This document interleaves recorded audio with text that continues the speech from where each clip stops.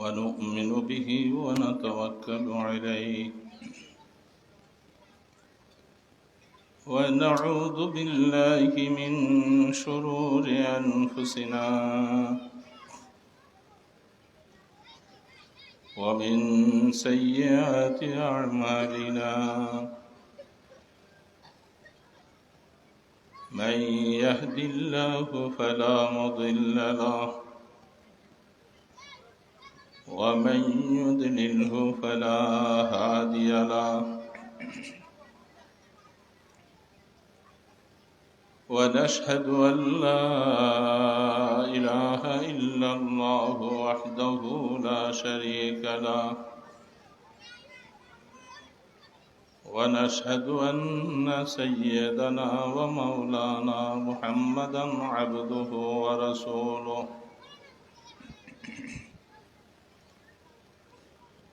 أما بعد فأعوذ بالله من الشيطان الرجيم بسم الله الرحمن الرحيم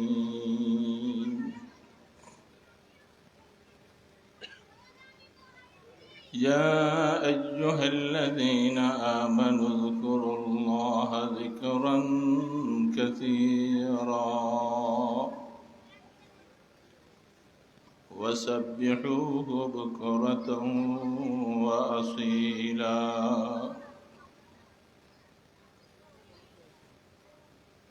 قال رسول الله صلى الله عليه وسلم الشيطان جاسم على قلب بني آدم إذا ذكر الله خنس وإذا غفل وسوس أو كما قال النبي عليه الصلاة والسلام اللهم صل على محمد وعلى آل محمد كما صليت على إبراهيم وعلى آل إبراهيم إنك حميد مجيد اللهم بارك على محمد وعلى آل محمد كما باركت على إبراهيم وعلى آل إبراهيم إنك حميد مجيد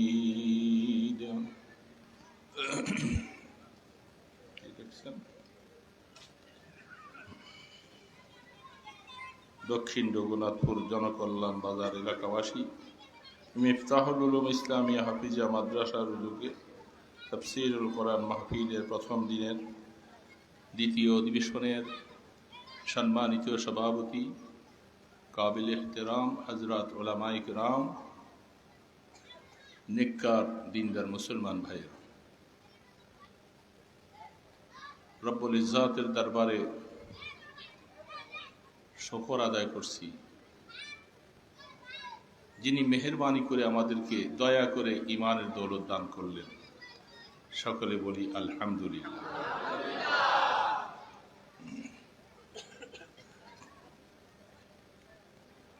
আশপাশে অনেকে ছুটাছুটি ঘোরাঘুরি করতেছেন,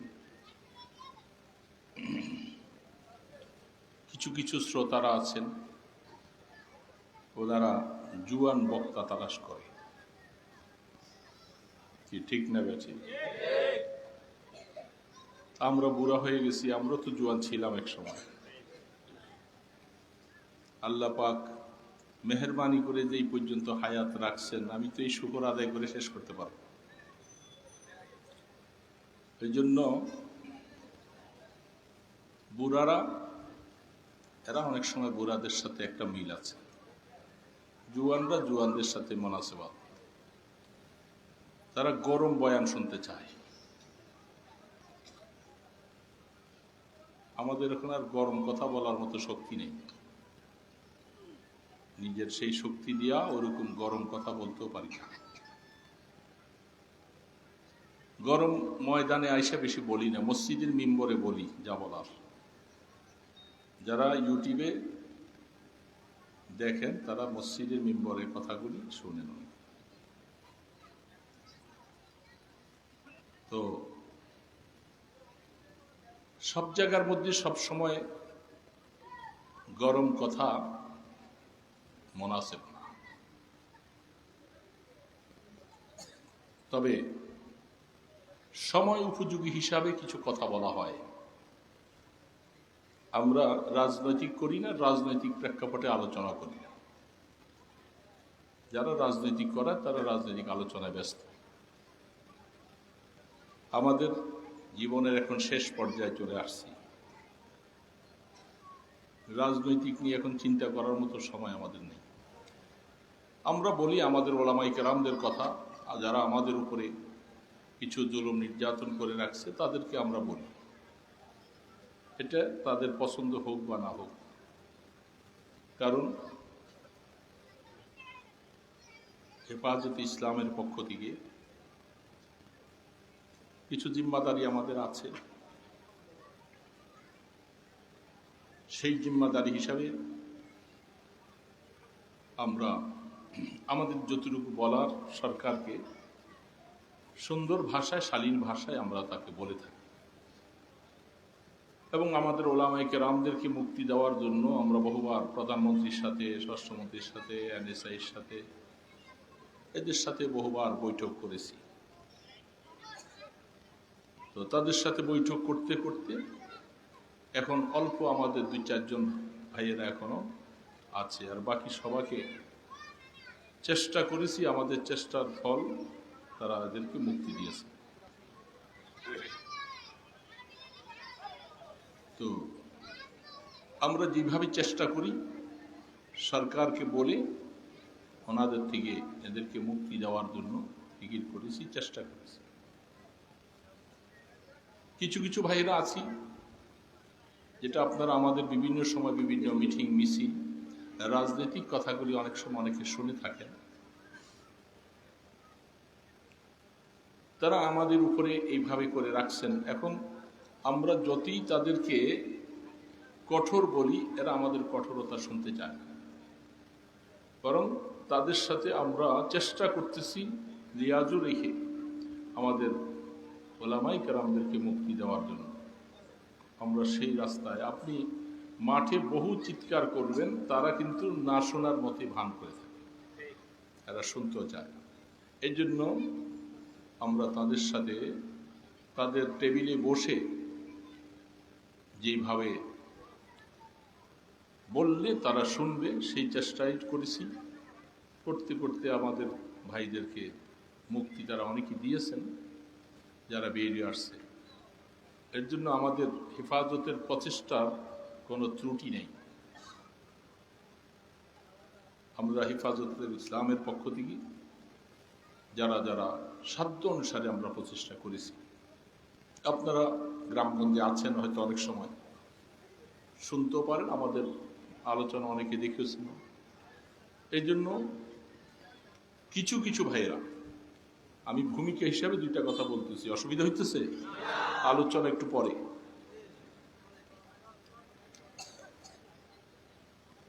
আমাদের কিছু যুবক বাবাজিরা আছে, এরা শুধু গরম বুঝে, এরা নরম বুঝে না। এবং এরা চায় যে ময়দানে কতক্ষণ হইচই করে গরম করলেই বুঝি আমাদের দাবি আদায় হয়ে যাবে। দাবি আমরা বহু চেষ্টা করেছি, এইভাবে দাবি আদায় করতে পারি না। তখন বাধ্য হয়ে আমরা তত ভাইদেরকে মুক্তি দিয়েছেন সবার ব্যাপারে, তাদের ব্যাপারেও আমাদের চেষ্টা। কালো হেফাজতের একটা ওলামা মাশায়েখ সম্মেলন আছে, সেখান থেকে আমাদের এই দাবি উঠবে, কিন্তু উচ্ছৃঙ্খল করে দাবি আদায় করা যাবে না।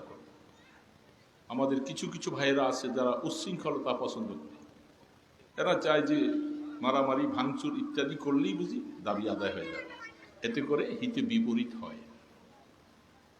যাই হোক, এই জন্য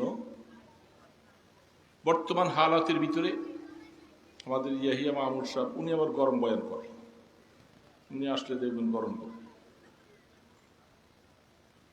এখন সারা বিশ্বের মধ্যে সবচেয়ে বড় একটা করুণ হৃদয় বিদারক অবস্থা হলো ফিলিস্তিনের উপর। আমি গত জুমায় বলছি, তার আগে বলছি, তারপরে আমরা মিটিং করেছি, মিছিল করেছি। ফিলিস্তিনের উপরে নির্যাতন চলছে, এই ব্যাপারে আমরা অনেক জায়গায় আমি কথা বলছিলাম। তাদের ব্যাপারে আমাদের কি করণীয়? ফিলিস্তিনটা নির্যাতিত,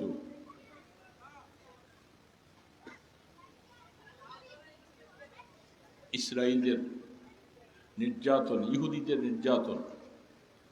এখন ইসরায়েলদের জন্য আমরা সেখানে যাইতে পারবো না, আমরা সেখানে যে তাদের সাথে যুদ্ধ করতে পারবো না। আর বর্তমান প্রেক্ষাপটে যে সমস্ত অস্ত্র দিয়ে সাহাবায়ে কেরাম যুদ্ধ করেছিলেন সেই প্রেক্ষাপট নাই। এখন কি ওই যুদ্ধ আছে? আমরা বাংলাদেশ থেকে, আমি গত জুমায় বলছিলাম, যারা হয়তো আমার ইউটিউব দেখেছেন, সারা বাংলাদেশের সমস্ত আইমায়ে কেরামকে অনুরোধ করে বলছি, সমস্ত মুসলিম তৌহিদি জনতা, মা বোনদেরকে সহ বলছিলাম, ফিলিস্তিনবাসীর জন্য 1 নম্বর এখন আমাদের কাজ হলো দোয়ার হাত সম্প্রসারিত করা। শুধু হালকাভাবে দোয়া নয়, যেমন দোয়াটা আল্লাহ পাককে রাজি করানো যায় এমন ভাবে দোয়া লাগবে। এই জন্য সমস্ত ইমানদার এবং মা বোনেরা, তাদের জন্য উচিত, আপনাদের এখানে কেউ রোজা রেখা দোয়া করছেন? এই এলাকায় রোজা রাখনেওয়ালা হয়েছে একজন? নেই। আমরা তো বলতে অনেক পারি, কিন্তু আসলে বাস্তবতার সাথে পারি না। মা বোনদের দরকার ছিল ফিলিস্তিনবাসীর জন্য আল্লাহ পাকের কাছে এমন ভাবে আমাদের আমল পেশ করা, আমাদের আমলকে লক্ষ্য করে যেন আল্লাহ পাক তাদের উপরে সদয় হন, তাদের উপরে দয়া করেন। যেমনটা বদরে, হুনাইনে, জঙ্গে আহজাবে আল্লাহ পাক আসমানি ফেরেশতা পাঠিয়েছিলেন। এখনো যদি ইমানদাররা চতুর্দিক থেকে আল্লাহ পাকের কাছে দোয়া করতে থাকি, আল্লাহ পাক দোয়ার ফসলে আসমানি ফেরেশতা নাযিল করেন। রহবানুন ফিল লাইল ফুরসানুন ফিন নাহার।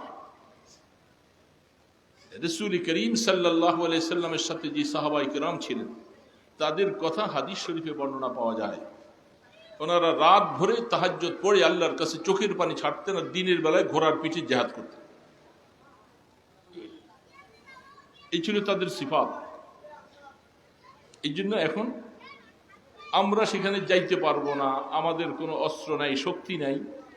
আমাদের এই শক্তিটা আমরা আল্লাহ পাকের কাছে এমনভাবে দোয়া পেশ করব যেন আল্লাহ তাবারক ওয়া তাআলা তাদের উপরে রহমত নাজিল করেন, তাদের শক্তি, ইমানি শক্তি, তাদের অস্ত্রের শক্তি যেন বাড়িয়ে দেন। 2 নম্বর কথা বলছিলাম, যেটা আমরা করতেছি, মসজিদগুলোর মধ্যে, মাদ্রাসাগুলোর মধ্যে কুনুতে নাজিলা পড়ার জন্য।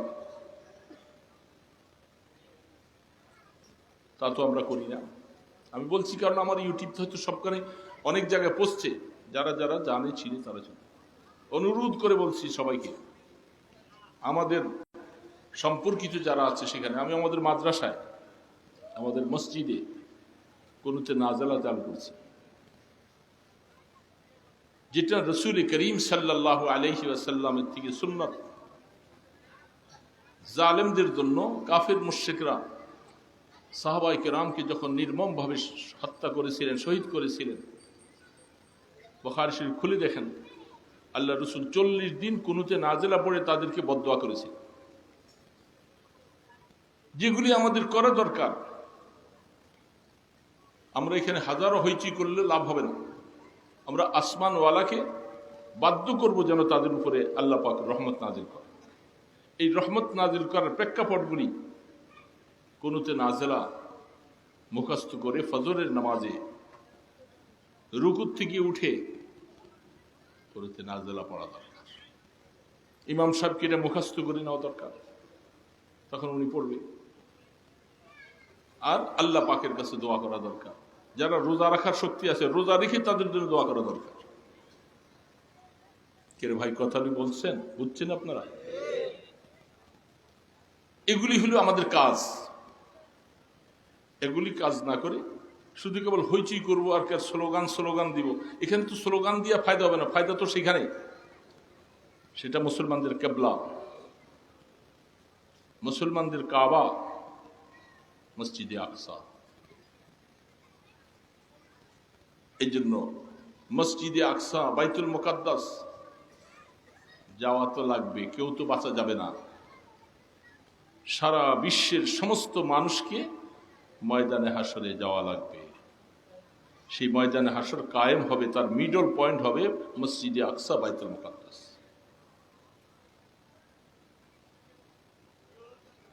সেই জায়গাটার উপর বুখারী শরীফের রওয়ায়াত আসছে, গত কয়েকদিন আগে সবকে ছিলাম।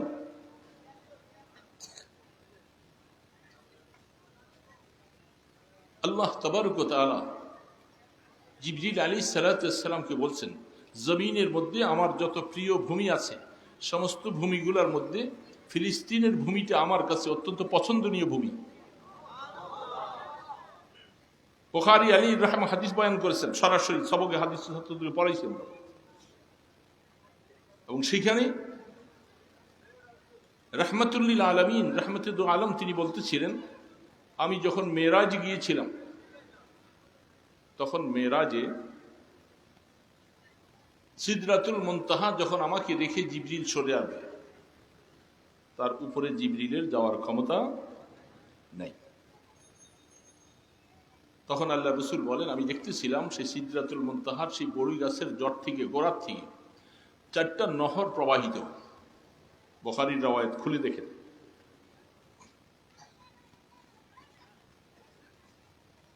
সেই 4টা নহরের মধ্যে 2টি নহর জান্নাতে গিয়ে ঢুকছে, আর 2টা নহর জমিনের দিকে ফুরাত এবং নীল নদীর মধ্যে এসে পড়েছে। আল্লামা ইবনে হাজার আসকালানী রাহমাতুল্লাহ আলাইহি ফাতুল বারীর মধ্যে লম্বা তাকরীর লিখেছেন, উমদাতুল কারিওয়ালা লিখেছেন, নাসরুল বারিওয়ালা লিখেছেন, খায়রুল জারিওয়ালা লিখেছেন। সমস্ত বুখারীর সরাগুলির মধ্যে উত্তম উদ্যম সারেওয়ালারা সর্বশেষ তকি উসমানী রহমতুল্লাহ আলী তিনি যে সরাটা লিখেছেন, তিনি লম্বা লেখার পরে তিনি বলছেন যে এটার হাকিকত আল্লাহ ছাড়া কেউ বুঝবে না।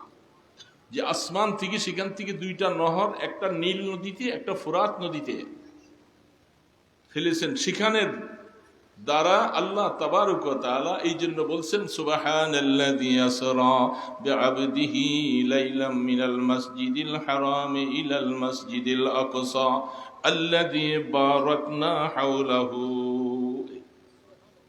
এই বারাকনা হাওলাহুর তাফসীর লিখতে যায় তাকি উসমানী রহমতুল্লাহ আলী তিনি অনেক কিছু লিখেছেন। ওই বরকতের ইশারা করেছেন, ওই আসমান থেকে বুখারী আলাইহির রাহমাতি কথাটা বলছেন যে সেখান থেকে যে 2টা নহর জমিনের মধ্যে ফুরাত এবং নিজের মধ্যে ফেলছেন আল্লাহ পাক, তার মাধ্যমে এটার চতুর্পাশে আল্লাহ পাক বরকতকে এইভাবে করে বিস্তৃত করেছেন। সেই কথাটা কোরআনে বলছেন, আমি চতুর্দিকে বরকত দ্বারা সেই এলাকাকে ধন্য করে দিয়েছি। তাহলে কোরআন বলতেছে বরকতের জায়গা। আমি কিন্তু আমার আয়াতের মজমুন নয়, আমি শুধু এটা প্রেক্ষাপটে কিছু কথা বলতেছি। কষ্ট হইতেছে আপনাদের, অসুবিধা হয়? যেখানে আল্লাহ তাবারক ওয়া তাআলা এই জমিন আশপাশে বরকতের কথা বলছেন, এমনকি সেইখানে আল্লাহ সুবহানাহু ওয়া তাআলা, খাদেমটা আছে নাকি, কে মোবাইল ডিস্টার্ব করে? গেছে মোবাইল ডিস্টার্ব করে, মোবাইল কাছে থাকে না তো, খাদেম অসুস্থ আসে না।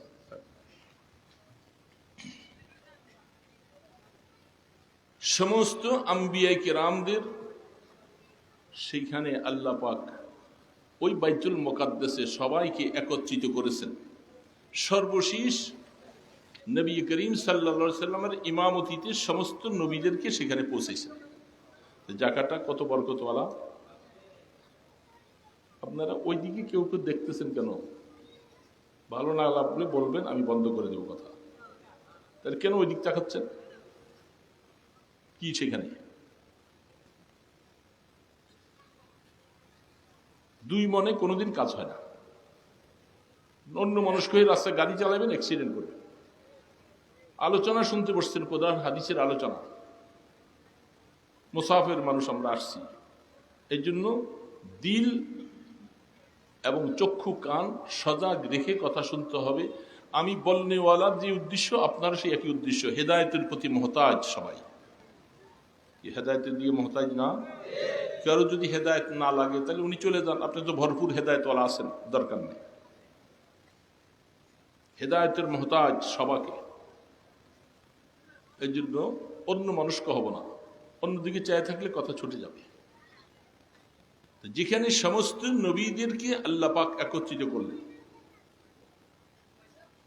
বাইতুল মুকাদ্দাসে, সেখান থেকে যখন জিবরিল আলাইহিস সালাম সাথে নিয়ে আসমানে উঠে যাবেন, ইমামতি করছিলেন না আমাদের রাসূল? সমস্ত নবীরা। বুখারী শরীফে খুলে দেখবেন, লম্বা হাদিস,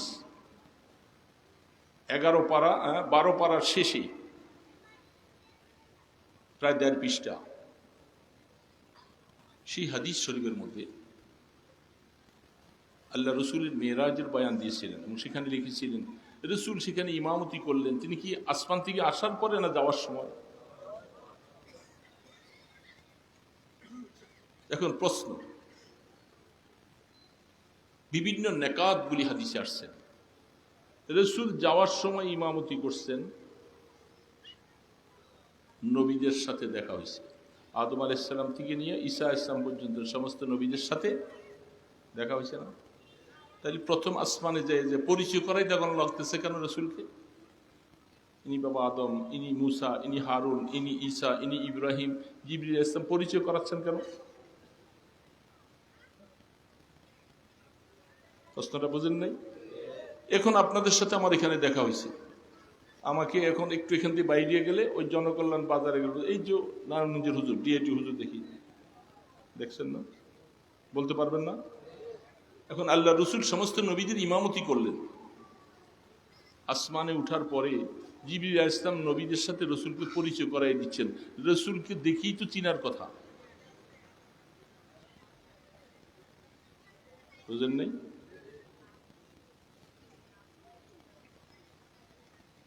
এবং এখানে কত কথা হাদিসের পৃষ্ঠার মধ্যে, এগুলি ছাত্রদেরকে পড়াইতে হলে এগুলি মোতালা করতে হয়। সেখানে আল্লাহ রসুলকে নিয়ে যাচ্ছেন, তিনি আসার পরে যদি ইমামতি করেন তাহলে তিনি কোন নামাজ পড়াইছেন? যাওয়ার সময় হলেন কোন নামাজের ইমামতি করলেন? এই নামাজটা কিসের নামাজ ছিল? এগুলি বিভিন্ন কথা, যাই এগুলি হলো ছাত্রদেরকে নিয়ে বলি, এগুলো আপনাদের সাথে এত কথা বলার দরকার নেই। তো সেখানে আল্লাহর পয়গম্বর তিনি এত পবিত্র ভূমি, জায়গাটা কত মূল্যবান, এবং হাদিস স্পষ্ট কিয়ামতের ময়দান কায়েম হবে, প্রথম স্থানটা সেখানে বাইতুল মুকাদ্দাস, যেখানে সেখানে মধ্যম হবে, মিডল হবে, সেখান থেকে সেখানে সারা পৃথিবীর মানুষগুলি সব ছুটবে ময়দানে হাসর, ওখান থেকে শুরু। তাহলে সেখানে সব মানুষকে যাওয়া লাগবে, দামি মানুষ, দামি জায়গা, সবকিছু বিচার কার্য সম্পাদন হবে। এই জায়গাটার উপরে এখন ইহুদি নাসারাদের, তাদের কবলে এতভাবে চলে গেল আমাদের আল্লাহ পাকের পবিত্র ভূমিকে। তিনি তো ইচ্ছা করলে একটা সেকেন্ডের ভিতরে তাদেরকে ধ্বংস করে জায়গা আমাদের হাতে ফিরিয়ে দিতে পারেন। কিন্তু ব্যাপারটা কি? কেন আজকে 75 বছর পর্যন্ত তারা নির্যাতিত, তারা সেখানে জুলুমের শিকার? এগুলির অনেকগুলির প্রশ্নের জবাব নাই, কোনো অ্যান্সার নাই, কিন্তু প্রশ্ন দিলে আসে। আল্লাহ তাবারক ওয়া তাআলা কোরআন শরীফের মধ্যে বলছেন যে, এ আমার ঈমানদার মুসলমানেরা, তোমাদেরকে আমি বারবার বলছি, বারেহা বলছি, তোমরা ইহুদি নাসারাদের সাথে বন্ধুত্ব সম্পর্ক রাখো না। সারা পৃথিবীর সমস্ত মানুষেরা এদের সাথে খুব মহব্বতের সম্পর্ক আতাত হয়ে আছে। স্বয়ং সৌদি বলেন, মুসলিম রাষ্ট্রগুলি বলেন, ইহুদি নাসারাদেরকে এরা পেটের ভিতরে ঢুকে রাখছে। প্রত্যেকটা কাজে, কর্মে, কথায় ইহুদিদের সমস্ত চাল চলন, কার্যকলাপ, আচার আচরণ সব কিছু এদের সাথে আমাদের সম্পর্ক। অথচ সূরা ফাতিহার মধ্যে সমস্ত মুসলমান আমরা পড়ে থাকি গায়রিল মাগদুবি আলাইহিম ওয়ালাদ-দাল্লিন, পড়ি কি পড়ি না? ইমামতির সাথে ইমাম সাহেব পড়ে, আমরা পড়ি না। কি বলেন? আপনারা পড়েননি? আপনাকে দিয়ে আছে ইমাম সাহেবের পিছনে আপনারা সূরা ফাতিহা পড়েন? একদল পড়নেওয়ালা ভাইয়েরা আছে, আমরা নিজেদের নামাজের মধ্যে বারবার পড়ে থাকি। তো আল্লাহ পাক তো বারবার বলছে, আল্লাহর কাছে সাহায্য চাইতেছি যে আল্লাহ তুমি আমাদেরকে ইহুদি এবং নাসারাদের পথ আমাদেরকে দেখাইও না, আমরা সেই পথে যাইতে চাই না। তো গায়রিল মাগদুবি আলাইহিম তো প্রত্যেক দিন পড়তেছি, অথচ এই কথা বলতেছি আর বেরিয়ে এসে ইহুদিদের কালচার, তাদের চরিত্র, তাদের লিবাস, তাদের পোশাক, তাদের আচরণ, তাদের কথা সব রগে রেশার ভিতরে ঢুকেছে। এখন আল্লাহ পাকের মায়া আসবে কেমন করে? ছেলে বাবার কথা শুনবে না, বাবার সব উল্টাপাল্টা কাজ করবে, আর ছেলে মায়ের খেতেছে এক জায়গায়, তো বাবার মায়া লাগবে কত? এই জন্য আমরা আমাদের ভাইয়েরা আমরা দোয়া করতেছি, সারা বিশ্বে দোয়া হচ্ছে, সমস্ত মুসলিম রাষ্ট্রগুলি তারা আমরা ইহুদি নাসারাদের সাথে বন্ধুত্ব করতেছি আর আল্লাহর কাছে সাহায্য চাইতেছি। এই জন্য এত বড় পবিত্র ভূমি হওয়ার পরেও আল্লাহ পাক আমাদেরকে কেন সেই জায়গা, আর এটাও আল্লাহ পাকের কথা আছে, বনি ইসরাইলরা কি করেছিল সেই সমস্ত অবস্থাগুলি তাফসীরে কোরআনে আছে। আমরা বাইতুল মুকাদ্দাসকে হেফাজত করার জিম্মাদারি আল্লাহ নেন নাই। তাফসীর খুলে দেখেন, ওলামায়ে কেরাম আছেন এখানে, বাইতুল্লাহকে হেফাজত করার জিম্মাদারি আল্লাহ নিয়েছে, যার কারণে আব্রাহার বাদশাহ ধ্বংসের সময় আল্লাহ তাদেরকে ভিনিশ করে দিয়েছেন।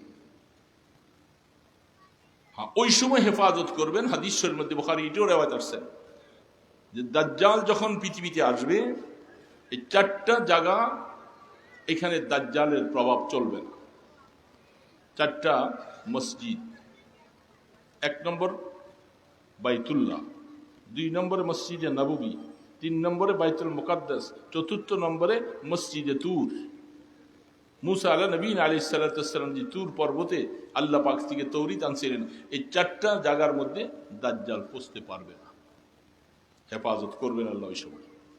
দুনিয়ার মধ্যে এখন যাদেরকে মার খাচ্ছি, আমরা মার খেয়েছি, আমাদের আমলে, আকীদায়, অবস্থায় আমরা ইহুদি নাসারাদের সাথে পুরা মিল আমাদের, যার কারণে আল্লাহ সুবহানাহু ওয়া তাআলা আমাদেরকে মাঝে মধ্যে একটু পানিশমেন্ট দেওয়ার জন্য আল্লাহ চুপ করে থাকে, দেখি তোরা সোজা হস কিনা, তোরা সোজা হ। পয়গম্বর সুলাইমান আলাইহিস সালাতু ওয়াস সালাম এত বড় তখ্ত, বিশাল, প্রায় 6 লক্ষ চেয়ার যে কুরসির মধ্যে বসে, সেই সুলাইমান আলাইহিস সালাম এত বড় তখ্ত নিয়ে হাওয়ায় যাচ্ছে, সামান্য সময় শূন্য। নবীরা সমস্ত মাসুম, অল্প সামান্য 1 জাররা পরিমাণ একটু কিছু দিলের মধ্যে আসছে, তখ্ত দেখা হয়ে গেছে, দেখা হয়ে গেছে। সুলাইমান আলাইহিস সালাম সাথে সাথে তখ্ত তুমি দেখা হয়ে গেছে, বলে আপনি সোজা হয়ে যান, আমি সোজা হয়ে যাব, সেজদার মধ্যে পড়ে গেলেন 6 লক্ষ চেহারা নিয়ে। এই জন্য আল্লাহ পাক বলে, এই ঈমানদারেরা তুমি সোজা হও, তোমার আমলকে সোজা করো, তোমার ঈমান সোজা করো, তোমার আকীদা দুরুস্ত করো। কাফের মুশরিকরা তোমাকে কেমনে মারে এটা আমি আল্লাহ দেখব, আমি আল্লাহ দেখব। তোমরা সবকিছু করবো আমার উল্টা, তোমরা আমার কাছে সাহায্য চাইবা। কোরআন শরীফ খুলে দেখেন, ইজ আ'জাবাতকুম কাসরাতুকুম ফালাম তাগনি আনকুম শাইআ। হুনাইনের যুদ্ধের মধ্যে সাহাবায়ে কিরাম, কিতাবুল জিহাদের মধ্যে বুখারীওয়ালা বলছেন, এত সৈন্য কোন যুদ্ধের মধ্যে আল্লাহ রাসূলের সাথে আর ছিল না। মক্কা বিজয়ের পরে নতুন নতুন মুসলমান, এরা সবাই মিলে রাসূলের সাথে হুনাইনের যুদ্ধে যাবে। এগুলি সবক বলতেছি দুই একটা বাবা, যে আমি আমাকে বলতেছি, আপনাকে বলতেছি। সাহাবায়ে কেরাম যখন দেখছেন আজকের এই যুদ্ধে তো কাফেররা আমাদের সাথে পারবেই না, কারণ কি আমরা সংখ্যায় অনেক বেশি, অনেক বেশি। 14,000 12,000 শুধু মক্কার নতুন মুসলমান, আর বাকি 2,000 যারা আনসার মুহাজির। এই 14,000 সৈন্য নিয়ে বলছে যে আজকের এই যুদ্ধে বিজয়ী তো আমাদের পদচুম্বন করবে, আজকে কাফেররা পারবে না। এই খেয়ালটা শুধু করেছে, মুসলমানদের বিজয়ী হয়ে গেছে, আল্লাহ পাক মুসলমানদের শক্তি দুর্বল করেছে। কাফের মুশরিকেরা পাল্টা যখন আক্রমণ করলো, এই জন্য কোরআনে আল্লাহ আয়াত নাযিল করেছেন, কঠিন মুসিবত অবস্থা শুরু হলো, মুসলমানদের পরাজয় হওয়া শুরু হয়েছে। শুধু হাদিসের মধ্যে লিখেন বুখারী আলাইহির রাহমা, রাসূল পাক সাল্লাল্লাহু আলাইহি ওয়াসাল্লাম তিনি অটল ছিলেন ময়দানে, হযরতে আব্বাস এবং হযরতে আবু সুফিয়ান তখন মুসলমান, এই দুইজন রাসূলের ঘোড়ার লাগাম ধরেছিলেন, আর বাকি কেউ নেই, সবাই চলে গেছে। আল্লাহ পাক আয়াত নাযিল করে বলছেন, ফালাম তুগনি আনকুম ইজ আ'জাবাতকুম কাসরাতুকুম, বেশি হওয়ার উপরে তোমরা খুব নিজে নিজে গর্ব করেছিলা যে আমরা এত মানুষ থাকতে আজকে আবার বিজয় হবে না কেন। আল্লাহ পাক বলে কাসরাতের উপরে বিজয় আসে নাই কোনোদিন, বেশির উপরে কোনোদিন বিজয় আসে নাই, আমার আসমানি মদদের দ্বারা বিজয় হয়েছে। এর জন্য সংখ্যা আধিক্য হলেই যে সেখানে সবকিছু হয়ে যাবে, আল্লাহ পাক বলে না, তোমাদের ইখলাস যে যত বেশি অর্জন করবে, তোমরা আমার হয়ে যাও, আমি আল্লাহ তোমাদের হয়ে যাও। এই জন্য ভাইরা, এই মাঝখানে আমি একটু ভূমিকা এটাই বললাম যে আমরা ফিলিস্তিনওয়ালারা আছে, তাদেরকে এক নম্বর ভাবে তাদের কাছে আমাদের ওয়াজ দেওয়া সম্ভব না। আমরা আল্লাহর কাছে দোয়া করব এবং তাদের মধ্যে যেন সেই ইখলাস চলে আসে, তারা যেন আল্লাহর জন্য, মসজিদে আকসার জন্য, নিজের ঈমানকে হেফাজতের জন্য যেন জিহাদ করে, শুধু মাতৃভূমির জন্য নয়, শুধু মাতৃভূমির জন্য নয়, মূল মাকসাদ থাকবে মসজিদে আকসা। তো এই জন্য তাদের জন্য দোয়া করা। এখানে অনেক ইমাম ভাইরা আছেন, মাইকের আওয়াজে শোনা যাচ্ছে, মেহেরবানি করে কুনুতে নাজেলাটা আপনারা মুখস্থ করেন, ফজরের নামাজে কুনুতে নাজেলা পড়ে।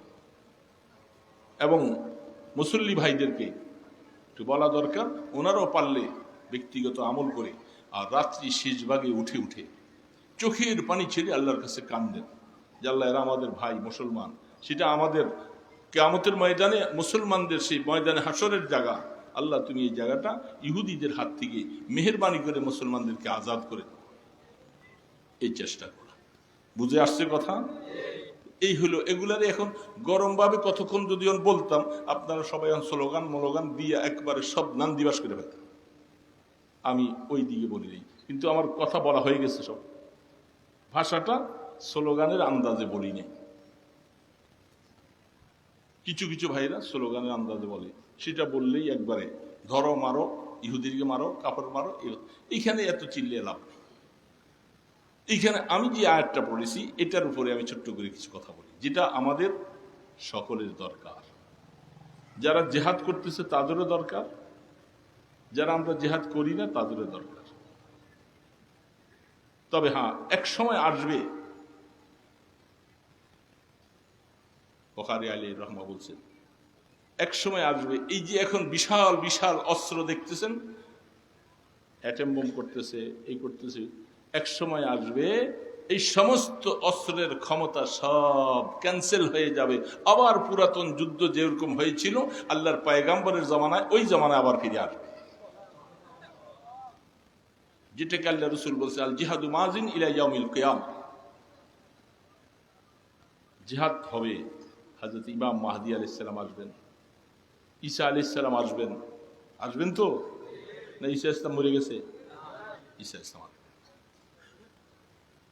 এবং গজওয়ায়ে হিন্দ আসতেছে, রাসূলের ভবিষ্যৎবাণী, ওই সময় এই সমস্ত অস্ত্র আর থাকবে না, এগুলি সব বিকল হয়ে যাবে। কারণ লোহা খনিজ পদার্থ এগুলি আল্লাহ পাকের। বুখারী বলতেছেন ওই সময় ইহুদিরা সব পালাইতে শুরু করবে, কারণ ওই সময় সামনাসামনি আবার যুদ্ধ, চোরাগুপ্ত হামলার কোনো রাস্তা থাকবে না। ইহুদিরা তখন বাঁচার জন্য পলায়ন করবে, তারা পাথরের নিচে পালাবে। ইয়া মুসলিম তাল হিনা আল ইহুদি হা হুনা ফাকতুলহু, এই ইহুদি আমার এখানে লুকাই আছে, তারা তাড়াতাড়ি মারো, জলদি হত্যা করো তাকে। পাথরের জবান খুলে যাবে, মুসলমানকে ডাকতে থাকবে। সেদিন আসবে ইনশাআল্লাহ। ইনশাআল্লাহ বিজয়ী মুসলমানদেরই হবে, ইমানদারেরই হবে। সাময়িক মার খাচ্ছি, শহীদ হয়ে যাচ্ছে। যদি আল্লাহ পাকের এই রাস্তা না রাখতেন, তিলকাল আইয়ামু নুদাবিলুহা বাইনান নাস, তাইলে আল্লাহর বন্ধু তাকে রক্ত ঝরায়, দান দান মোবারক শহীদ হয়ে যায়, ইট পাটকেলের আঘাতে শরীর ক্ষত বিক্ষত হয়ে যায়। কেন? রসুল আল্লাহ পাকের একান্ত বন্ধু, তো বন্ধু মাইর খাইতেছে, পাওয়ারফুল আল্লাহ কি দেখেন না? কেন? হিকমত এখানে কি আছে? আল্লাহ পাক এই সমস্ত জিনিসগুলি রেখে গেছে। না রাখলে আমরা তো সবাই বলবো যে বাবা ইসলাম চলে যাক, দিন চলে যাক, কোরআন চলে যাক, আমরা এই কাজ করতে পারবো না, আমরা বাচ্চা থাকবো। আল্লাহ পাক বলে না, তোমার নবী যখন রক্ত ঝরাইছে, তোমাকে রক্ত ঝরাইতে হবে, সেই রাস্তা তোমাকে গ্রহণ করতে হবে। এই জন্য হাদিসের মধ্যে আছেন, বুখারী রাহমাতুল্লাহ আলাইহি বলছেন, কোন ইমানদার জমিনে বেঁচে থাকবে আর তার দিলের মধ্যে জিহাদের তামান্না থাকবে না, মা তাকামাইতাতিল মুনাফিক। রাসূল বলছে, যার দিলের মধ্যে কোনো ইমানদার যে কোনোদিন সে আল্লাহর দ্বীনের জন্য জিহাদ করার মন মানসিকতা তার থাকবে না, সে মরল তো মুনাফিকের মৃত্যুবরণ। এই জন্য সেই তামান্না থাকবে, তামান্না আছে। সেই মৌকা, সেই অবস্থা যদি চলে আসে, আমরা আল্লাহর দ্বীনের জন্য অবশ্যই জিহাদ করব। ওই সময় জীবনের মায়া থাকবে না, আল্লাহর দ্বীনকে ভালোবাসতে হবে।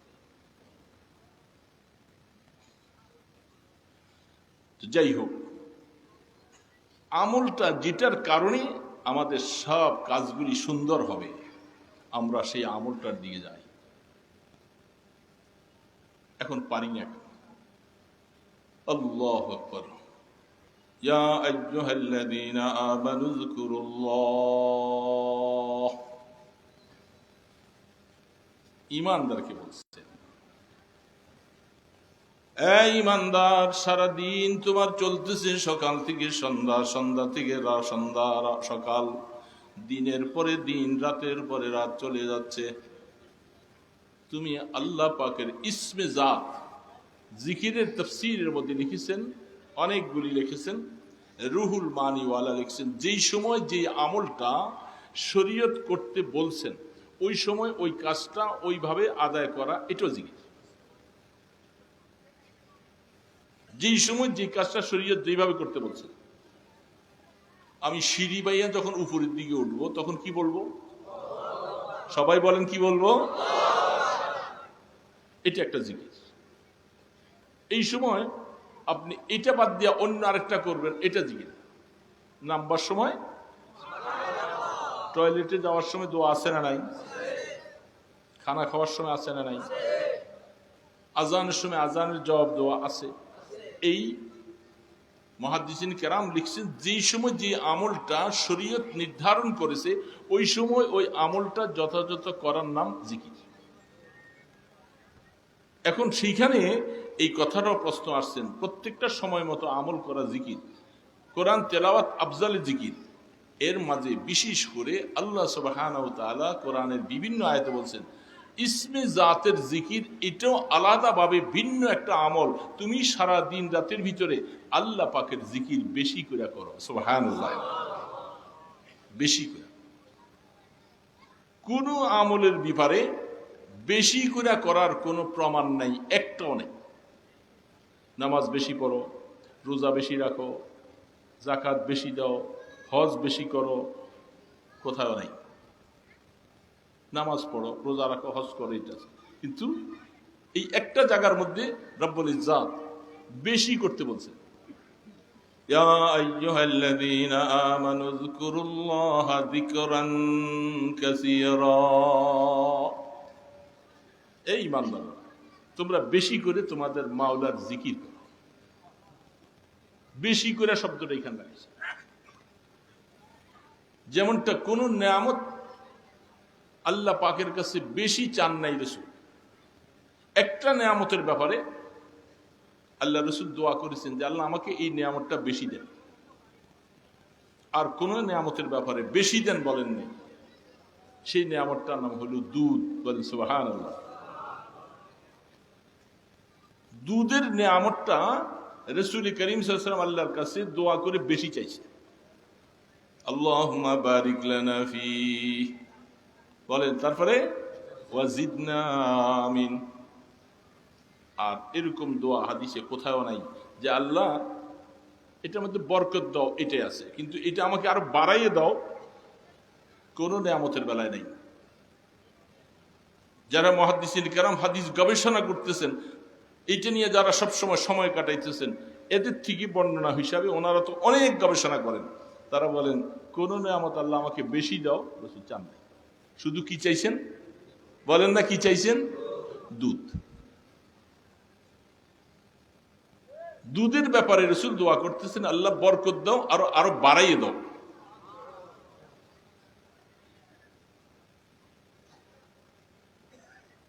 আমরা দোয়া করি, মুখস্থ আছে কিরে বাবা, দুধ তো খাই। এখানে হাত তুলতে বললে বলবে যে আমরা প্রায় 12 আনায় বলবে যে হুজুর আমি দুধ খাইতেছি, দুধ খাই, যে দোয়া পড়ি না, দোয়া জানিয়ে না। কিন্তু আল্লাহ রসুল এই দোয়াটা হাদিসে লিখে যে দুধ খাইবার সময় দোয়া পড়বা, এবং এটার নেয়ামত এমন এক নেয়ামত, এটার বিশাল ব্যাপার। জিবরিল আলাইহিস সালাম আল্লাহর পয়গম্বরের কাছে যখন আসলেন, তখন দুইটা জিনিস নিয়ে আসছে। রাসূলকে এখতিয়ার দিয়েছেন, আপনি দুইটার যেটা পছন্দ করেন এটা আপনি করতে পারেন। একটা দুধ আর একটা হলো শরাব। বলছে আপনি যেটা ইচ্ছা। আল্লাহ রাসূল বলেন ফাখতারতুল লাবান, আমি দুধটা গ্রহণ করেছি। সুবহানাল্লাহ। তখন জিবরিল আলাইহিস সালাম বলছেন ফাখতারতাল ফিতরা, আপনি যে দুধটা গ্রহণ করেছেন আপনার উম্মত হেদায়েতের উপরে বেশি থাকবে। সুবহানাল্লাহ। কারণ দুধের সাথে ইলমের সাদৃশ্য, দুধের সাথে ইলমের সাদৃশ্য। এই জন্য আল্লাহ রাসূল দুধ গ্রহণ করেছেন। সাহাবায়ে কেরাম সবাই বলতেছেন আপনার উম্মতের মধ্যে আলহামদুলিল্লাহ আমলওয়ালা ইলমওয়ালা বেশি হবে। এই জন্য রাসূল বলছেন যে দুধ এটা খাইবার সময় আল্লাহ বেশি দাও, বরকত দাও, আর বেশি দাও, এই নিয়ামতের মধ্যে রাসূল বলছে। আমরা কি দোয়াটা মুখস্থ করতে পারবো না? আল্লাহুম্মা বারিক লানা ফি ওয়াজিদনা আমিন। আল্লাহ এর মধ্যে বরকত দাও, আর বাড়াইয়ে দাও। উলামায়ে কেরাম ইনশাআল্লাহ অনেকেই মুখস্থ জানেন, ওনারা করেন। আমরা যারা গায়রে আলেম ভাইরা আছি আমরা মুখস্থ করে নিতে পারি। তো রাসূল এটা বেশি চাইছে। এখন আল্লাহর হাবিব দুধটাকে বেশি চাইছেন, দুধের দোয়া করছেন সাদৃশ্য। এখন আমরা যারা জিকিরকে বেশি করতে, আল্লাহ নিজে আয়াত দিয়া বলছেন, সরাসরি কোরআনে আয়াত নস ইমানদারেরা। কারণ এমন একটা পাওয়ার জিকিরের মধ্যে আছে, এটা অন্য আমলের থেকে আরো বেশি পাওয়ার রাখে। নামাজের মধ্যে ত্রুটি হবে, ক্লান্তি হবে, রোজার মধ্যে ত্রুটি হবে, ভুল হবে, সব কাজের মধ্যে যখন ভুল তৈরি হবে, তখন এই ভুলটাকে সংশোধন করার জন্য একটা হাতিয়ার হলো, এটার নাম কলব। সবচেয়ে বড় হাতিয়ার বনি আদমকে আল্লাহ পাক দিয়েছেন। কি দিয়েছেন বাবা? কলব। এটা বড় জিনিস। কলবকে কলব কেন বলে? ইয়া তাকাল্লাবু বিআখলাবিন শাত্তা, এটা বিভিন্ন সময় বিভিন্ন ভাবে রূপান্তরিত হয়। কলব কখনো এরকম থাকে, কখনো রূপ হয়ে যায়, কখনো হয়ে যায়, এই জন্য এটাকে কলব বলা হয়। সেই হিসাবে কলবের কাজ এটা হলো। আর আল্লাহ রসুল বারবার বলছেন আপনাকে আমাকে, আমরা সবাই বুঝি জানি, কিন্তু আসলে ভুলে যাই। এই কথাগুলি স্মরণ করাবার জন্য বলতেছি, জানি না যে তা নয়, হাজারো বার শুনছি। কলব ঠিক তো সব ঠিক। তিনটা জিনিস মানুষের মধ্যে আছে, একে কলব, একে রূহ, একে দিল। একটা নফস, একটা রূহ, একটা দিল। তিনটা অংশ, রূহ, নফস, দিল। প্রত্যেকটা আছে আমাদের সবার মধ্যে, আছে না বাবা? আছে। নফস আছে, রূহ আছে, রূহ না থাকলে তো বাঁচতেই পারি। দিলও আছে। এখন দিলের কাজটা এটা মিডলে থাকে, নফস নাভির নিচে, রূহ উপরে, আর কলব বাম দুধের 2 আঙ্গুল নিচে।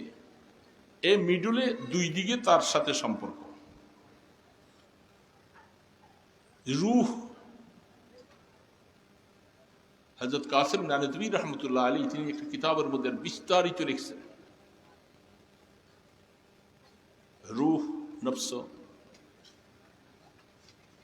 ইদ্রিস কান্দালভী রহমতুল্লাহ আলাইহি তিনি একটা ব্যাখ্যা লিখেছেন উপরে।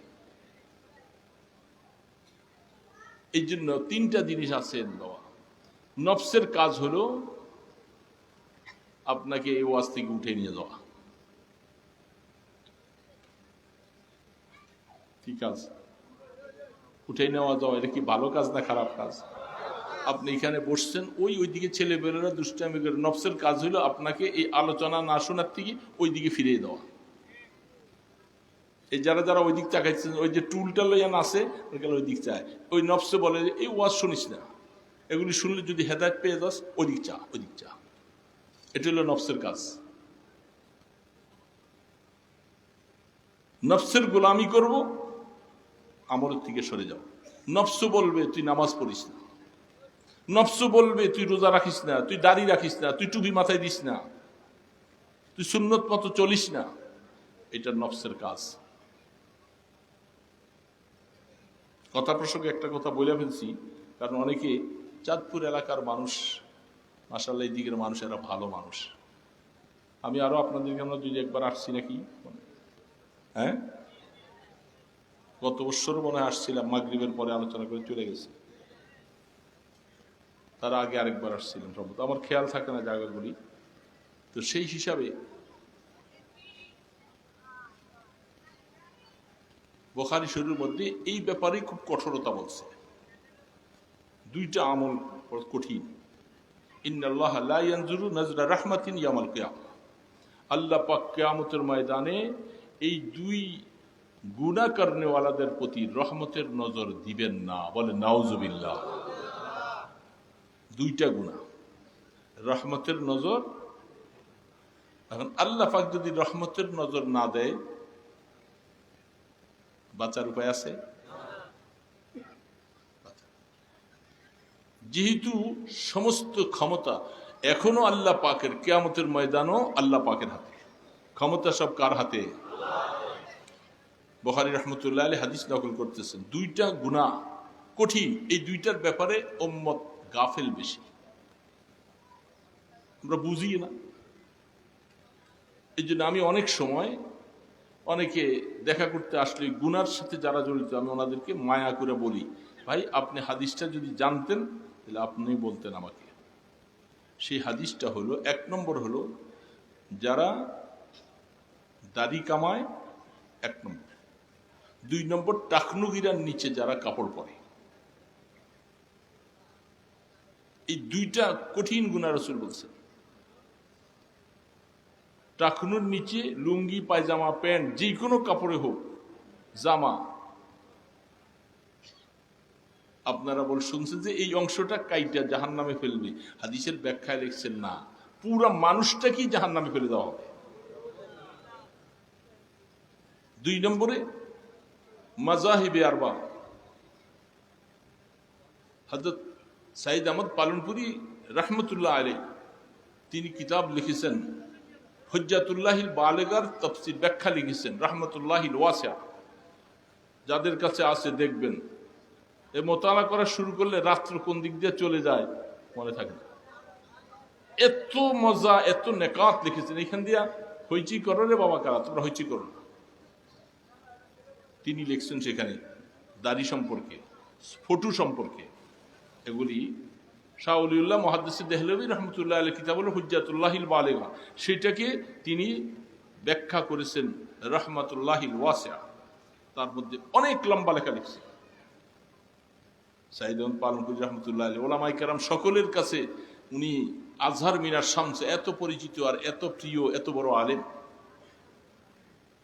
যেই লোকটা দুনিয়ার মধ্যে তুমি বুঝো না বাবা, না বুঝার কারণে নফস তোমাকে বারবার করে তোমার দাড়িগুলি কামায়, বুঝতে পারতেছ না, দাড়ি তোমাকে কামাইতেছে, তোমার নফসে তোমাকে বাধ্য করতেছে, তুমি বুঝতেও পারো না যেটা কত বড় গুনাহ। বলে এটা গুনায় কবিরা, গুনায় কবিরা এটা। আর গুনায় কবিরা তওবা ছাড়া মাফ হয় না। তওবা কাকে বলে? আর তওবাতু হুয়া নাদাম। তওবা ওইটাকে বলবে যে আমি করছি, আল্লাহ আর করব না, এটার নাম হবে তওবা। এই যদি অবস্থা করে কেউ যদি ফিরে আসে তাহলে আল্লাহ তাকে মাফ করে দেওয়ার আশ্বাস দিয়েছেন। বলছেন যে ঠিক আছে বান্দা, যা ভুল করেছো তুমি আগামীকাল থেকে তুমি সংশোধন হয়ে যাও, আমি তোমার গুনাহগুলি সব মাফ করে দেব। এটা বুঝে না। আল্লাহ পুরুষের জন্য ব্যাখ্যা লিখেছেন ওয়াফুল লোহা অক্সি শারিব, যে তুমি দাড়িকে লম্বা করো, মোচ ছোট করো। সে হাদিসের ব্যাখ্যায় লিখেছেন। এবং মিশকাতের সরার মধ্যে লিখেছিলেন মোল্লা আলী কারি রহমতুল্লাহ আলাইহি, সেখানে কতটুক পর্যন্ত দাড়িকে লম্বা করবে। লম্বা করতে যে মাযাহিবে আরবা, চারো মাযহাবের সম্মিলিত ফতোয়া, এক মুষ্টি পর্যন্ত দাড়ি রাখা ওয়াজিব। বেশিটুকু কেউ কাটলে কাটতে পারবে, তবে এত লম্বা করবে না যে লম্বার দ্বারা অনেক সময় এটা বেহুরমতি হয়, প্রস্রাবের চিটা পড়বে, অসুবিধা হবে, এত লম্বা করবে।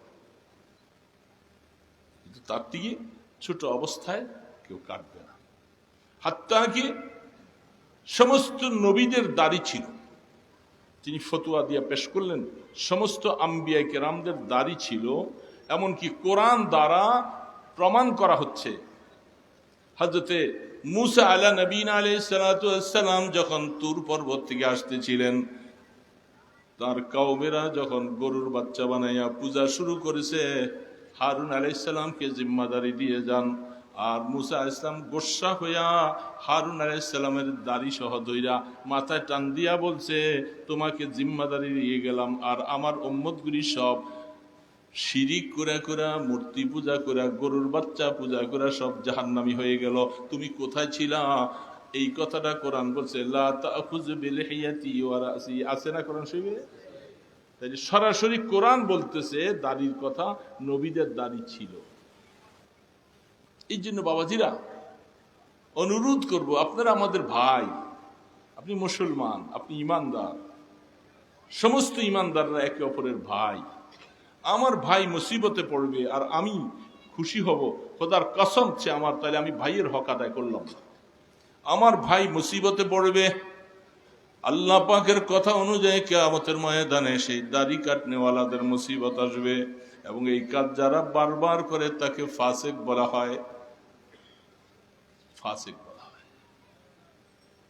এই জন্য অনুরোধ করব, ভুল করেছেন, এতদিন করে ফেলছেন, ফিরে আসেন, আল্লাহ আর করব না, আগামীকাল থেকে আমি আর এটার মধ্যে হাত দিব না। আল্লাহ মেয়েদের জন্য চুলকে রাখা, তাদেরকে সুন্নত করেছেন, সৌন্দর্য বাড়াই দিয়েছেন, আর পুরুষের জন্য দাড়িকে সৌন্দর্য দিয়েছেন। এই জন্য মহিলাদের চুল কাটা নিষেধ, না জায়েজ, মহিলা চুল কাটবে না। 2 নম্বর কথা, টাকনুর নিচে কাপড় পরিধান করবে। শুধু একজন পয়গম্বরের উম্মতের সাহাবী কারো জন্য টাকনুর নিচে কাপড় পরা। বাকি আরেকটা হাদিস বুখারী রহমতুল্লাহ আলাইহি বলতেছিলেন রেশমি কাপড় পরা নিষেধ করেছেন, একজন সাহাবীর জন্য রাসূল অনুমতি দিয়েছে, আব্দুর রহমান। আর রাসূলের সাহাবী সবসের মধ্যে একজন সাহাবীর টাকনুর নিচে কাপড় পরে গেলে রাসূল বলে তোমার গুনাহ হবে না। ব্যাপারটা কি? ওই লোকটাকে রেশমি কাপড় পরার জন্য এজাজত দিচ্ছেন। সব আমি বুখারীর রওয়ায়াত বলতেছি, এগুলি সব আপনি খুলে দেখেন, সব খুলে দেখাবো ইনশাআল্লাহ। ওই সাহাবী শরীরের মধ্যে খারাশ ছিল, এই রেশমি কাপড়টা ধারওয়ালা, তার শরীরের মধ্যে কিছু গোটা পচরা হয়ে এক জাতীয় পোকা, এগুলির এই রেশমির খসায় খসায় এগুলি অস্তে দূর হয়ে যায়, বেচারা একটু আরাম পায়, নতুবা কষ্ট পায়। রাসূল তার জন্য বলছেন রাখাসার, এই তার জন্য এটাকে আল্লাহ পাক ইজাজত দিয়ে দিচ্ছেন। রাসূল টাকনুর নিচে কাপড় সবার জন্য হারাম, গুনায়ে কবিরা, একজন সাহাবীর জন্য মুস্তাসনা করে দিয়েছেন। সাধারণ সাহাবী নয়, আল্লাহর পয়গম্বরের পরে কিয়ামত পর্যন্ত জমিনে যত মানুষ আসবে, সমস্ত নবী থেকে, সমস্ত মানুষ থেকে আল্লাহর কাছে যার দাম বেশি, ওই ব্যক্তি হযরতে আবু বকর সিদ্দিক রাদিয়াল্লাহু। আবু বকর সিদ্দিকের জন্য রাসূল ইজাজত দিয়েছেন। কেন? আবু বকর সিদ্দিক রাদিয়াল্লাহু হ্যাংলা মানুষ ছিল, গায়ে গোশত ছিল না বেশি, কোমরে গোশত নাই, লুঙ্গি পরে, এই কতটুকু হাইটে গেলে এটা গেলে নিচে পড়ে যায়, বাইন্দা রাখুন লাগে। আবু বকর, উম্মতের আবু বকর।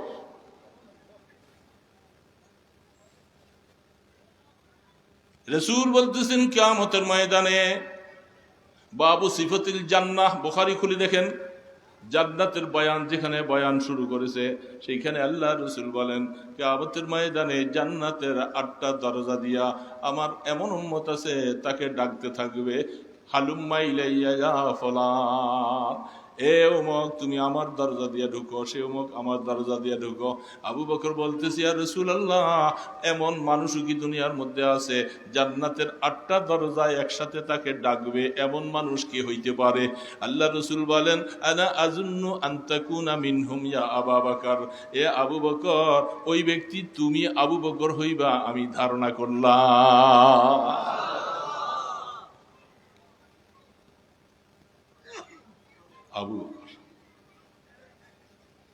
আবু বকর সিদ্দিক রাদিয়াল্লাহু তাআলা আনহুর ব্যাপারে শিয়ারা কিছু খারাপ মন্তব্য করতেছিল, এখনো আছে, যার কারণে শিয়াদের মধ্যে ইসনা আশারিয়া, কথার ফাঁকে ফাঁকে দুই একটা কথা আইসা যায় অন্য প্রসঙ্গে হলেও, তারা আবু বকর সিদ্দিক রাদিয়াল্লাহু তাআলা আনহুকে মুনাফিক বলেন, মুসলমান বলে না, বলেন নাউজুবিল্লাহ। এই সময় নাউজুবিল্লাহ একজনও না বলা থাকলে আপনার গুনাহ হবে, সবাই বলেন নাউজুবিল্লাহ। আবু বকর সিদ্দিক রাদিয়াল্লাহু তাআলা আনহু সারা হাদিস কোরআন খুঁজলে যাদেরকে সাহাবী বলা হয়,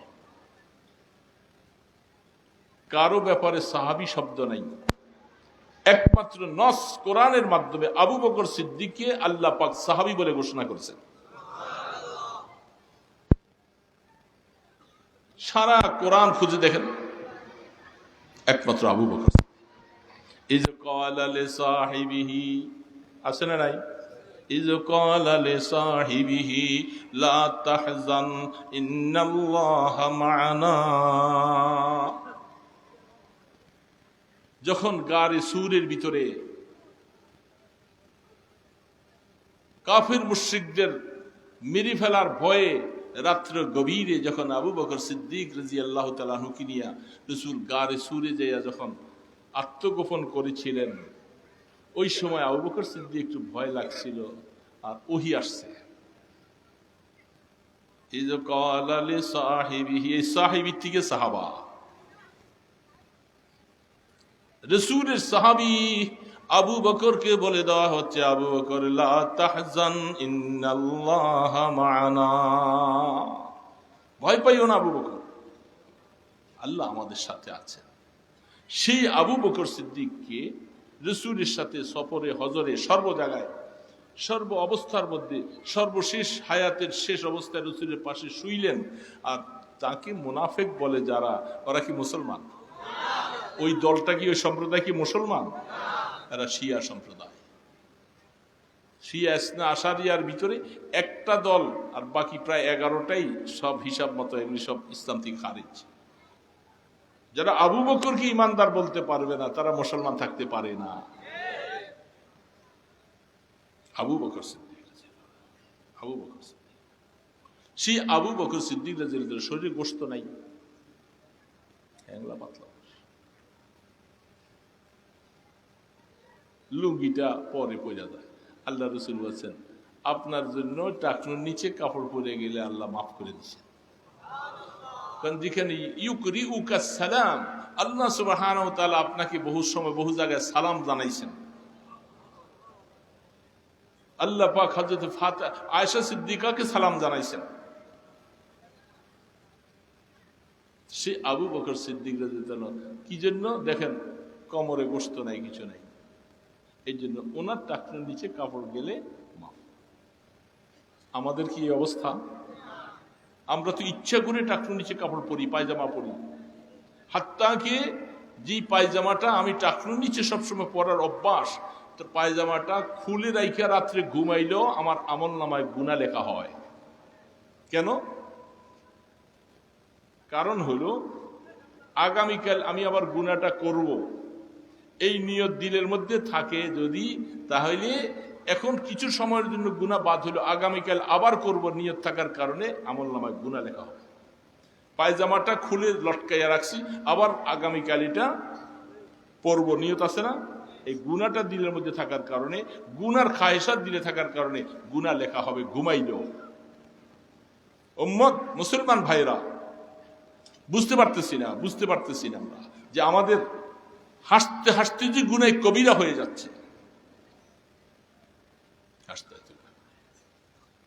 তাহলে আমরা কি এই দুইটা আমল থেকে, গুনাহ থেকে বাঁচার চেষ্টা করব? ভাইরা চেষ্টা করব না? অনেক সময় কিছু তালিবুল ইলম এদেরও দেখি অনেক সময়, কালকে এক জায়গার মধ্যে মাহফিলে গেলাম, খেদমত করতে আসছে, খেদমত করতেছে, ওর পায়জামা কিন্তু টাকনুর নিচে। ডাক দিয়ে বললাম তোমার পায়জামাটা উঠাও, তাই না উঠেছে। এই জন্য এটা কোনো অবস্থাতে ক্ষমা সুন্দর দৃষ্টিতে আল্লাহ দেখবেন না।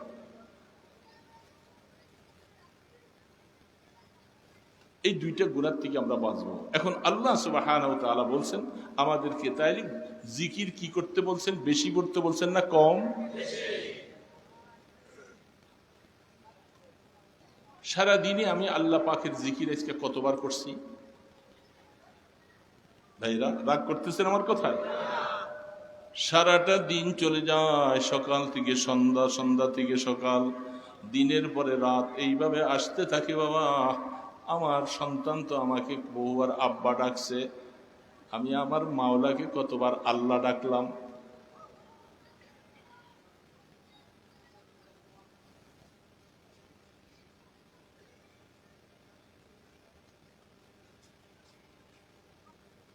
तिश्नेगा गर आब जुयद दर जहां, तिश्नेगा गर आब जुयद दर जहां, आब हर दुयद बालम तिश्नेगा, रिश्ते मा गर्दनम अफगंदा दोस्त, रिश्ते मा गर्दनम अफगंदा दोस्त, मी बुरद हर जाके खातिर खाए ओस्त। আল্লামা রুমি রহমতুল্লাহ আলাইহি, আল্লামা রুমি রহমতুল্লাহ আলাইহি, ওনার সবচেয়ে আজল খলিফা যিনি ছিলেন হযরত হুসামউদ্দিন রহমতুল্লাহ আলাইহি, যিনি তার সমস্ত মসনবিগুলোকে, সব ছন্দগুলি যার হাতে লিখছেন, আজল খলিফা হযরত হুসামউদ্দিন রহমতুল্লাহ আলাইহি, সেই মসনবিওয়ালা, তিনি মাঝে মধ্যে এমন এমন কিছু কথা লিখছি, বলতেছে, এগুলি আবেগের সাথে আশেকরা পড়া শুরু হলে অনেক সময় ওর মধ্যে কম্পিটিশন হয়ে যায়, আসলে পালপিটিশন শুরু হয়ে যায়, নিজকে কন্ট্রোল রাখতে পারে না অনেক সময়। রিশতায়ে মা গর্দানম আফগন্দা দোস্ত, মি বুরদ হর জাকে খাতির খায়ওস। এ বাবা, আপনারা যে নিজের কাজকর্ম রাইখা দিয়ে এখানে এসে বসে রয়েছেন, আপনাকে কে আনছে? সুন্দর করে বলেন না, কে আনছে? এরকম আপনার আশপাশে আর বহু মানুষ আসিল না, সে আসতে পারে না, সে দোকানদারি করে, হয়তো আড্ডা করে, বা বিভিন্ন মোবাইল নিয়ে ফেসবুকে আসতে পারে না। কি বলেন, ঠিক না বেঠি?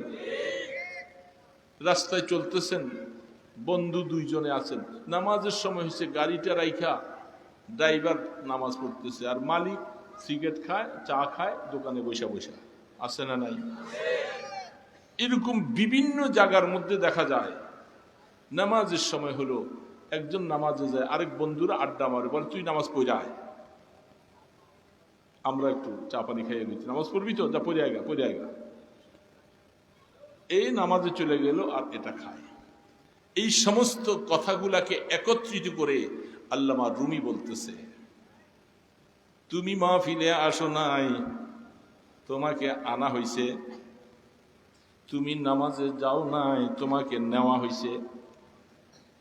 হ্যাঁ, যেমনটা রাসূল করিম সাল্লাল্লাহু আলাইহি সাল্লাম সম্পর্কে দরজার মধ্যে যাইয়া যখন জিবরিল যখন দরজা আওয়াজ করছেন, মান আনতা, কে দরজা খট করলা? আনা জিবরিল। ও মাম্মা, তুমি জিবরিল, তোমার সাথে কে? বলে আমার সাথে মুহাম্মদ রাসূলুল্লাহ। বলে হ্যাঁ। হাল উরসিলা ইলাই, তাকে আনার জন্য কি তোমাকে বলা হয়েছে? বলে হ্যাঁ, আল্লাহ পাক আমাকে ওনাকে দাওয়াত দিয়ে আনতে বলছে। এই সমস্ত প্রশ্নগুলি হবার পরে গেট খুলছে।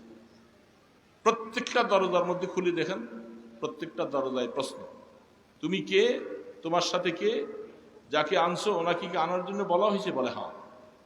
এই জন্যই ওই কথাটা মাঝে মধ্যে আমাদের দেশে ছেলেরা গজলে বলে, হ্যাঁ, মাই আয়া নিহি হো বলায়া গেল। এই হাল উরসিলাইলেই বুখারী রওয়ায়াতের এই ইবারত অর্থ, যে রাসূলের কাছে আপনাকে পাঠাইছেন ওনাকে আনার জন্য, নাকি স্বেচ্ছায় নিয়ে আসছেন? বলে না, আমার কি ক্ষমতা আছে, আমি আনতে পারি, আমাকে পাঠাইছে খাদেম হিসাবে, আমি খাদেম হিসাবে রাসূলের কাছে গেছি। খাদেম না? সমস্ত ফেরেশতারা, এদের মধ্যে 4 জন ফেরেশতা দামি যারা আছেন, সমস্ত নবী রাসূলরা তাদের থেকে হাজারো করে ইজ্জতওয়ালা, সম্মানিত আল্লাহ পাকের কাছে ফেরেশতা। তো সেই জায়গার মধ্যে জিবরিল রাসূলকে আনা হয়েছে। আপনি এখানে আসেন নাই, আপনাকে আনাইছে কে? ওই বেটাকে তো আনলো না, আপনাকে কেন আনছে? ড্রাইভার কেন চা খায়, আর ড্রাইভার মালিক কেন চা খায়, ড্রাইভার কেন মসজিদে যায়? এই কথাটা তখন বলছে আল্লামা রুমি, রাসূল করিম সাল্লাল্লাহু আলাইহি সাল্লামকে যখন হিজরত করে মসজিদে কোবা মহল্লা থেকে 14 দিন পরে যখন মদিনা শরীফে ঢুকতেছে, ওই সময় ঢুকার সময় হাদিসে খুলে দেখেন সমস্ত সাহাবায়ে কেরাম এত আনন্দ, পৃথিবীর মধ্যে তাদের মতো আনন্দ আর কেউকে খুঁজে পাওয়া যাবে না। ওই সময় রাসূলকে পাইয়া কাটায় পড়ে, গর্তে পড়ে, লেগাম ধরে ধরে টানতেছে। আল্লাহর পয়গম্বর মসজিদে নববীর এখনো তৈরি হয় নাই, মাত্র মদিনা শরীফের ভিতরে ঢুকছে। ঢুকার পরে রাসূল বলতেছে, ওটটাকে ছেড়ে দাও, ফা ইন্নাহা মা'মুরা, এই ওটটা আসমানওয়ালা আদিষ্ট করে রাখছে, টানাটানি করলে কোনো লাভ নাই, কোথায় ওট বসবে এটা আমারও এখতিয়ার না, ওই আসমানওয়ালার এখতিয়ার, যেখানে বসাবার মনে চায় সেইখানে যাইয়া ওট বসবে, আমারও এখতিয়ার। আমিও এই ওটের লেগাম ছেড়ে দিছি, যেই দিকে মনে চায় সেই দিকে যাবে। তা ইন্নাহা মা'মুরা, তাকে আদেশ করা হয়েছে, সে পরিচালিত হচ্ছে আল্লাহ পাকের তরফ থেকে। সাহাবায়ে কেরাম এই কথা শোনার পরে এতক্ষণ যার দিলের মধ্যে তামান্না ছিল আমি রাসূলকে মেহমান বানাবো, আমি বানাবো, আমি বানাবো, আমি বানাবো, সবাই দূরে হয়ে গেছে। হাদিসে দেখেন, ওটা